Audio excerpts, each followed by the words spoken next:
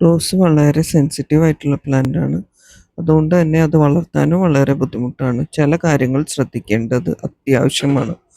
Rose നമ്മൾ നടുമ്പോൾ നല്ല സൺലൈറ്റ് കിട്ടുന്നിടത്ത്, ഒരു 6 to 8 hours സൺലൈറ്റ് കിട്ടുന്നിടത്ത് തന്നെ റോസ് വളർത്തണം. രണ്ടാമത്തെ കാര്യം, റോസ് ഓവർ വാട്ടറിങ്ങോ അണ്ടർ വാട്ടറിങ്ങോ പറ്റൂല. അതായത് അതിനാവശ്യമുള്ള വെള്ളം മാത്രമേ ഒഴിക്കാൻ പാടുള്ളൂ. ഇല്ലെങ്കിൽ വേര് ചീഞ്ഞ് ചെടി നശിഞ്ഞു പോകും. മൂന്നാമത്തെ കാര്യം ഈ വാട്ടറിങ്ങിനോട് സംബന്ധിച്ചുള്ള കാര്യമാണ്. നമ്മൾ ചെടി നടുമ്പോൾ ചെടിയുടെ സൈസ് അനുസരിച്ച് ചെറിയ ചെടിയാണെങ്കിൽ ചെറിയ ചട്ടിയിൽ തന്നെ നടാൻ പാടുള്ളൂ. ഇല്ലെങ്കിൽ നമ്മൾ വെള്ളം ഒഴിക്കുമ്പോൾ അത് കൂടുതൽ വെള്ളം അതിൽ കെട്ടി നിന്ന് കഴിഞ്ഞാൽ, കെട്ടി നിന്നെന്ന് പറഞ്ഞു കഴിഞ്ഞാൽ വെള്ളമായിട്ട് അത് കെട്ടി നിൽക്കില്ല. പക്ഷെ മണ്ണിൽ കൂടുതൽ വെള്ളം നിൽക്കുമ്പോൾ റൂട്ട്സ് ചെറുതായിരിക്കും.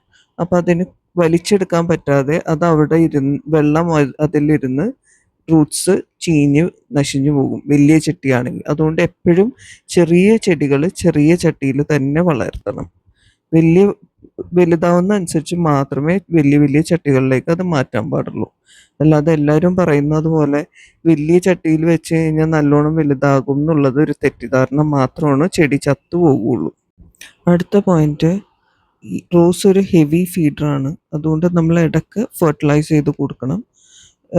വൺസ് ഇൻ 2 weeks ഫെർട്ടിലൈസ് ചെയ്താൽ മതി. ഞാൻ ഓർഗാനിക് ആണ് ചെയ്യാറ്. അതുകൊണ്ട് തന്നെ കമ്പോസ്റ്റും സ്ലറിയും ആണ് കൂടുതൽ ഉപയോഗിക്കാറ്. ഒരിക്കലും കിച്ചൺ വേസ്റ്റ് കൊണ്ടുപോയി റോസിൻ്റെ ചട്ടിയിലിടരുത്.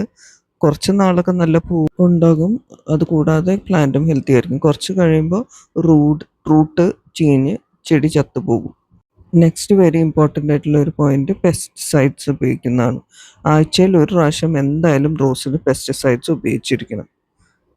ബാക്കി പോയിന്റ്സ് നെക്സ്റ്റ് വീഡിയോയിൽ പറയാം.